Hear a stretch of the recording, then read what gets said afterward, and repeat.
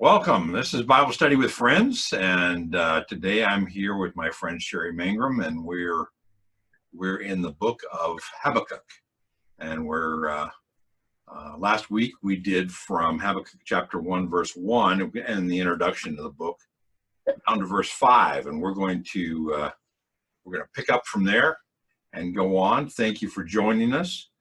We are going to be reading in the New American Standard Version, but you can follow along with any version and follow along with us. And if you're blessed, hit the subscribe button and the little bell next to it so that you can get notified every time we post the next Bible study. Hi, Sherry. Hi, Lynn. Good to have you with us today over in Tennessee. You're surviving all the storms and everything. Yes, praise God. It's beautiful. That's good. That's good. You're surviving. Well, let's get right into Habakkuk, and we're going to pick up in Habakkuk chapter 1, and I'm going to pick this up here, and I'm going to screen share with this, and we're going to go. You can't see that yet because I am not screen sharing yet, but I will right now, and I will begin to screen share and pick this up. Can you see that? I can. Yay. Okay. Well, we left off at 5 last week after the introduction, and this section, the early part of 5 was where Habakkuk asks the first question. As a prophet of God, he's been thinking about things, and he's asked the question that so many of us ask, and that's how long. We talked about that last week. How long, and why do you do this? Why do I see this happening? And that leads down to chapter 5, where God's first reply, and God's going to reply from chapter 5 down to about chapter verse 12 or so, and then we'll go from there.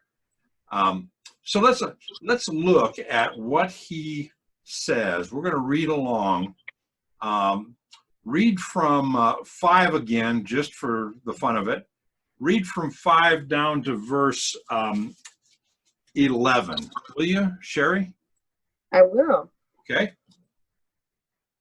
Look among the nations, observe, be astonished, wonder, because I am doing something in your days.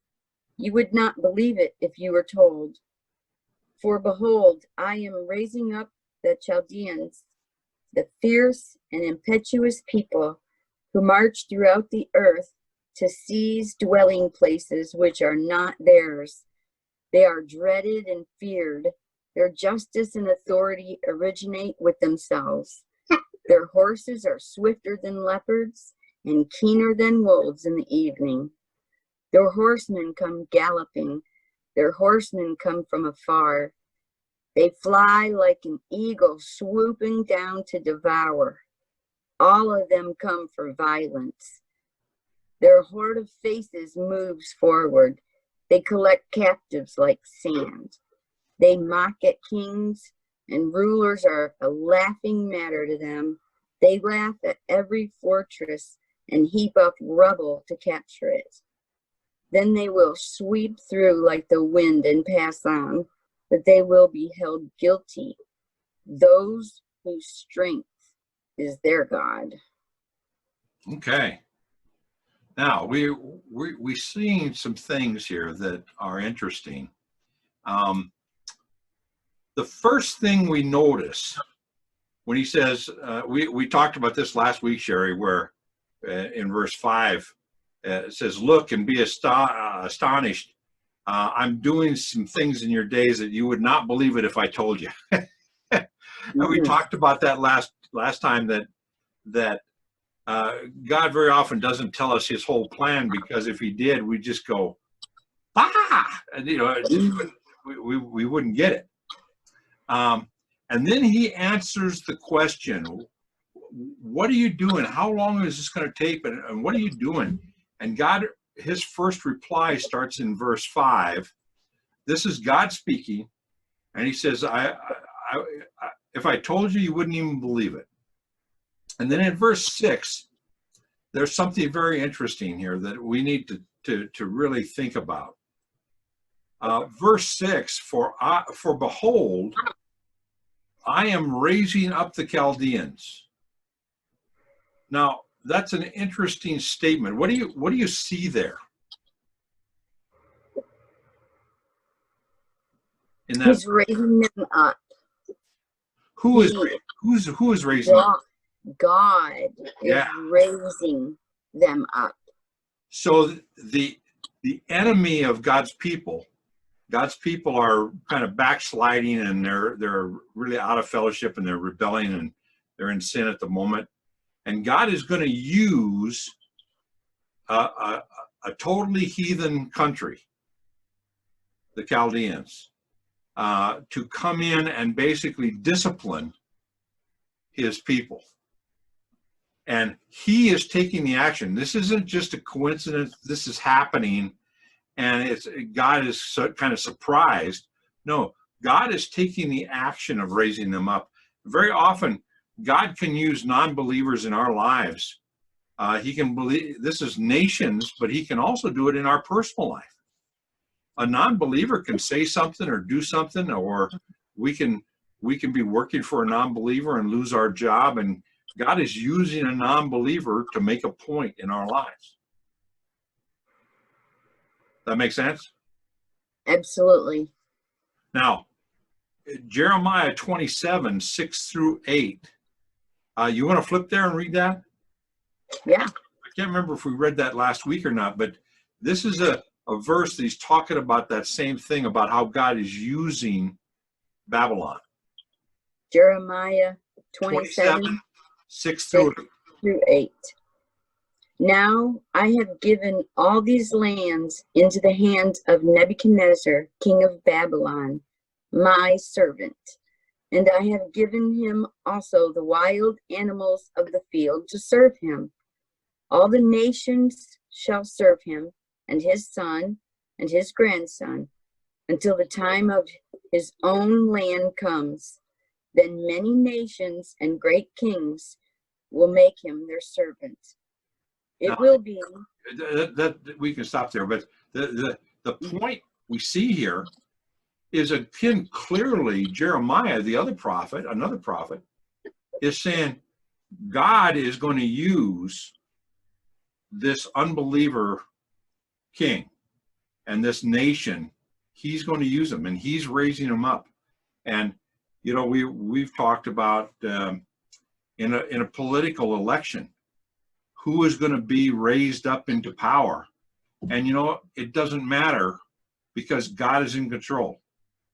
And if somebody gets into power that we don't like, God is going to use that in our lives. If nobody outvotes God. And Babylon didn't outvote God. Babylon didn't come in and conquer God's people because they were so great. They came in and conquered God's people because God's plan was for them to do it.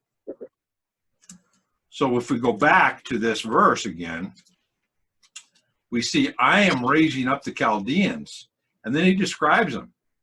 Now, in the next few verses, we're going to see a description of the Chaldeans. And I want you to notice, Sherry, as we go along here, what the tense of the verb is, starting at verse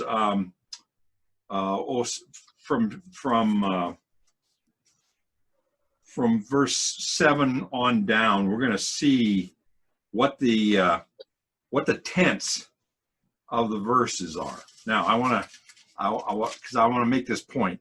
Remember last time when I said that I favor the dating of the writing of Habakkuk to be later in 605, somewhere right in there. Because, and I said, because Babylon is already established as a power. You remember when I said that? Yeah. And some people say it was written way before Babylon was even around, before the Chaldeans were any kind of power. But there's a problem with that in the text, and I want to show you that. Let's look at verse 7 and go from 7. Read from 7 down to 10. Just those 4 verses, and watch what the tense of the verses are. Okay? Well, just read verse 7. What's the tense? They are dreaded and feared. Right. The they is Babylon, is the Chaldeans. And it doesn't say they will be dreaded. It says they are. So all of the verbs from verse 7 down to verse 10, including verse 10, are all present tense. It's all stuff they are. It doesn't say they were. It says they are. Yeah, it's not past tense. It doesn't say they were this or they did this way back. It says they are doing this and they are this. It doesn't say they will. There's a change in tense in verse 11, but we're going to look at verse 7 to 10 very quickly, because basically what 7, 8, and 9 basically talk about is the technology of their warfare. Okay? It's just saying these guys, they come in for battle, they got the tech.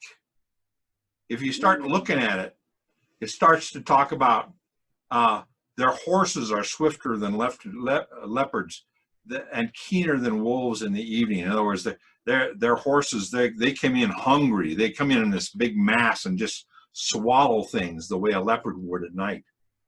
They fly like an eagle, swooping down to devour. All of them come with violence. Their horde of faces move forward. They had these helmets that you could see their faces. They weren't covered. They collect captives like sand. So now, that's all war tech. From the term they collect captives like sand, we're going to start to see their kind of psych war, kind of how they conducted war in a way to intimidate the enemy. Okay. Okay. Now, the first thing we notice, and this we should really relate to, is it says they collect captives like sand. And the word collect is it doesn't say they will collect. It says they do collect. And that already happened. It's 605 BC. They came in, they took the king, and they took Jerusalem, and they took the first round of captives when Daniel was taken captive in 605. So they, as a way of doing warfare, the Babylonians, the Chaldeans, took captives and they took them back to Babylon. Now, if you look over at Daniel chapter 1, verse 3. We'll see this play out in Daniel, because that's a contemporary with what's going on here. Okay. 1:3. Then the king ordered Ashpenaz, the chief of his officials, to bring in some of the sons of Israel, including some of the royal family and of the nobles.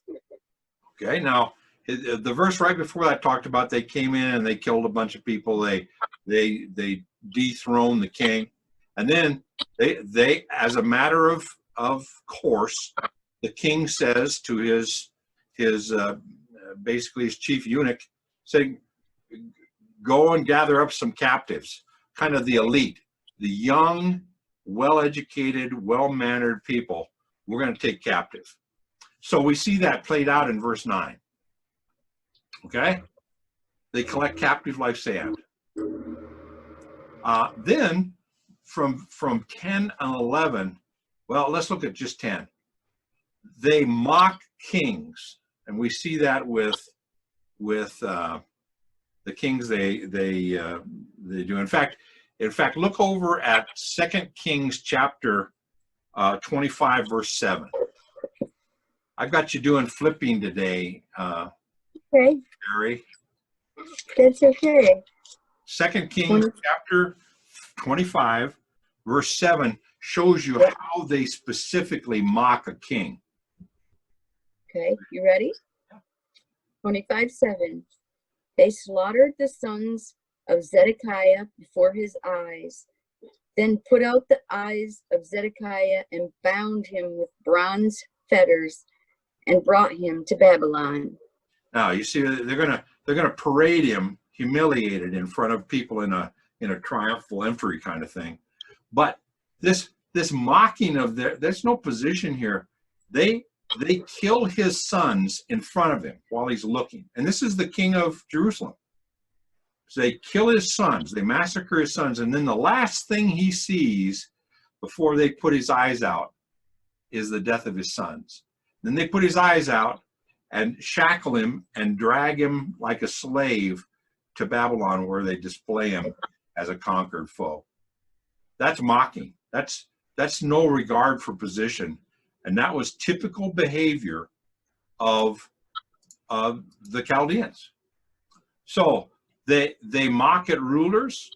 They make them a laughing matter. They make them kind of a point of derision. And then they laugh at fortresses. They go, well, you got a big fort, big deal. They say this, and heap up rubble to capture it. Now, this is a very interesting little detail. When people say that people just made this stuff up years later, and it was all this. This is a great little historical detail, that the way Babylon would go after a huge fort was they didn't try to batter the walls down. They just built a big ramp. And they built a ramp right up to the top of the wall, and then the army just came over the top of the wall.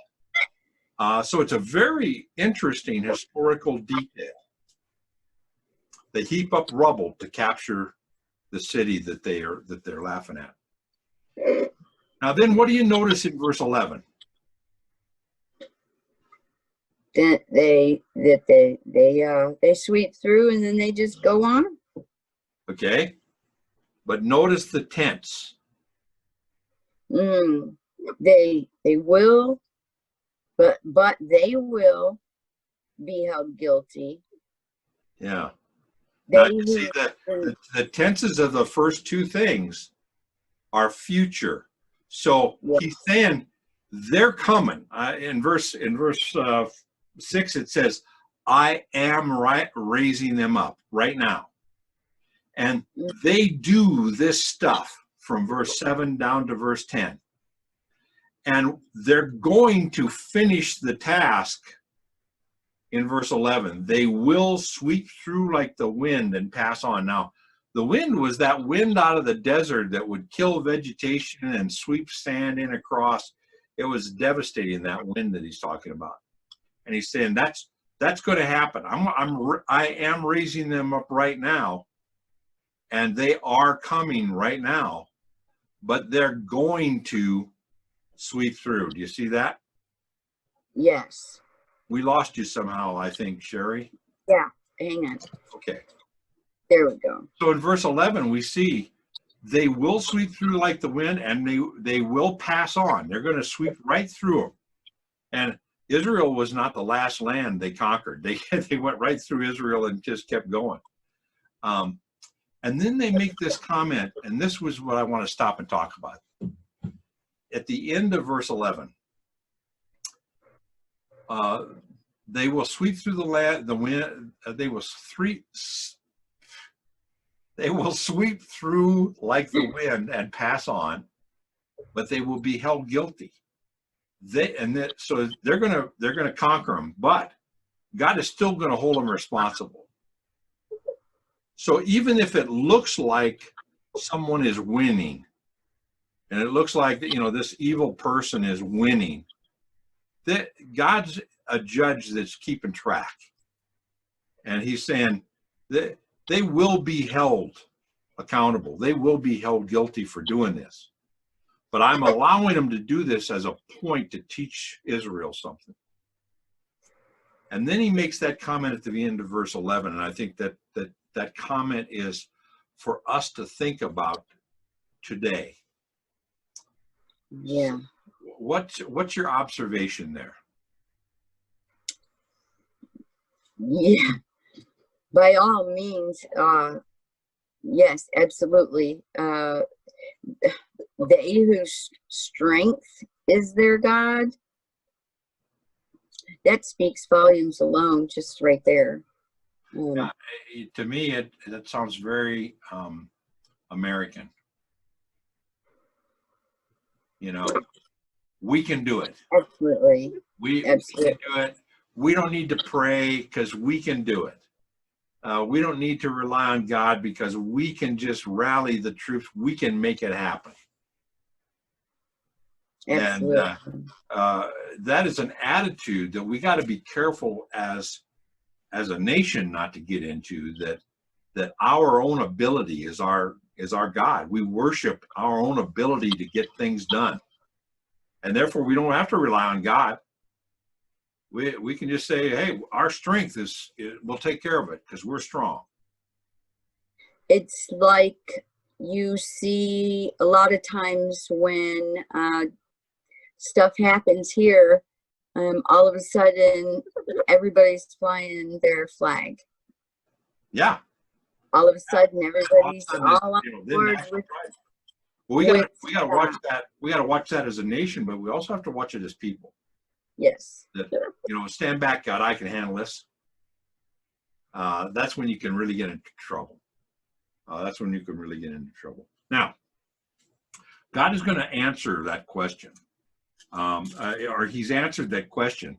And God's answer to the question brings up another question. And I want to cover this question, and then we're going to cover the answer next week.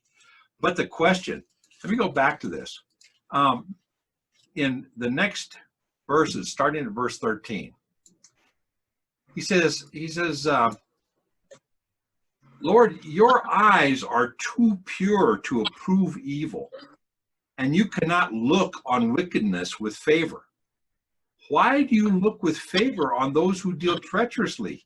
Why are you silent when the wicked swallow up those more righteous than they are? Now, he's basically saying, hey, Israel is in sin, but we are way more righteous than this wicked country that you're raising up.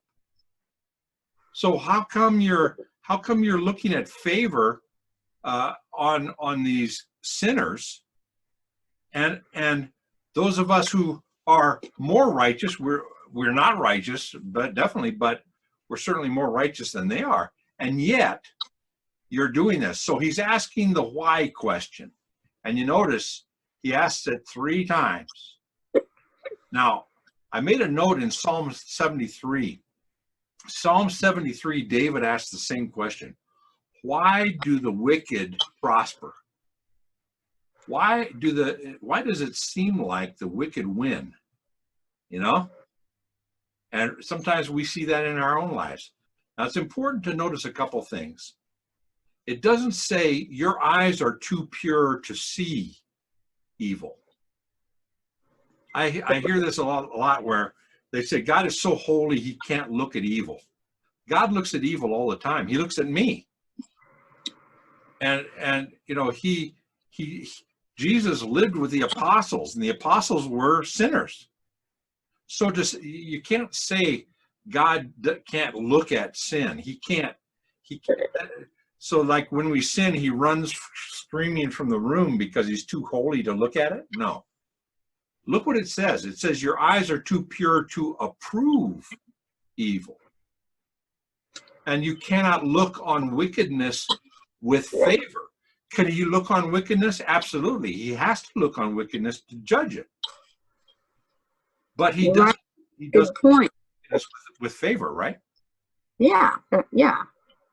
So let's not fall into a thing that God is so holy he can't even see sin. Yes, he can. He just doesn't approve it, and he's certainly not going to favor it. That's a doctrinal point about God's holiness. And then the question, so if you don't favor sin, how do you use sinners? And it appears that you're using them for favor. He goes, why do you look with favor on those who deal treacherously? Why are you silent when the wicked swallow up the more righteous than they? Why have you made men like the fish of the sea, like creeping things without a ruler? In other words, why have you made us just go all over the place like fish swimming all over the place? And he says that when we are in disarray like this, you're letting the Chaldeans come in with a big fish net, and they just capture everything. But it doesn't make sense that they're doing it. This is Habakkuk's question. It doesn't make sense that they're doing it because they're going to worship their nets. They're going to worship and they're going to give praise to the tools they use to conquer, and you're letting them do that. So that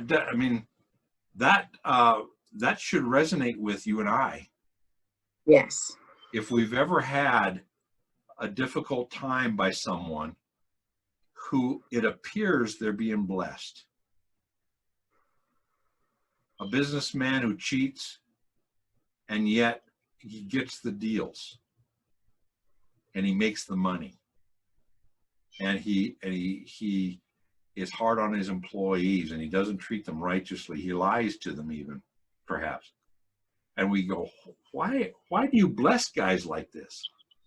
Right? Yes. And But God is going to have an answer. no. God's going to have an answer next week. And a little preview is, I got a plan. And when the righteous see the wicked prosper, the righteous are driven to ask themselves some tough questions. Is my walk with God dependent upon how good life is? Is it dependent upon getting the stuff? That's treating God like an ATM. God is my God. I'm going to pray and insert the prayer, and he's going to spit out good stuff. That's the health and wealth. Yeah. Prosperity gospel. Prosperity gospel. Yeah. It's just not there. That's just not there. As a matter of fact, we aren't. When we come to Christ, he doesn't tell us that we're just going to be joyous. As a matter of fact, we're going to be put through trials, because in those trials and in that pain, are we thanking him? Yeah. Because he told us to.